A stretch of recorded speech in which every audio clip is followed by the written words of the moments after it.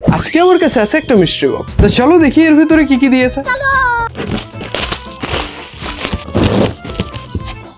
প্রথমে এই ছোট্ট বক্সটা আনবক্সিং করি, দেখি খুলে কি বেরোয়।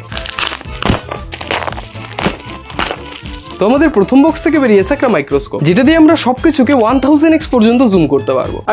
ওকে, এবার এই বড় বক্সটা খোলা যাক।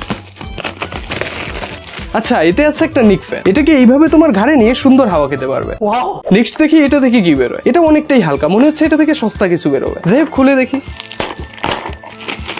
আরে না ভাই, এটা বোটের একটা TWS। দেখা যাক সাউন্ড কোয়ালিটি কেমন হয়।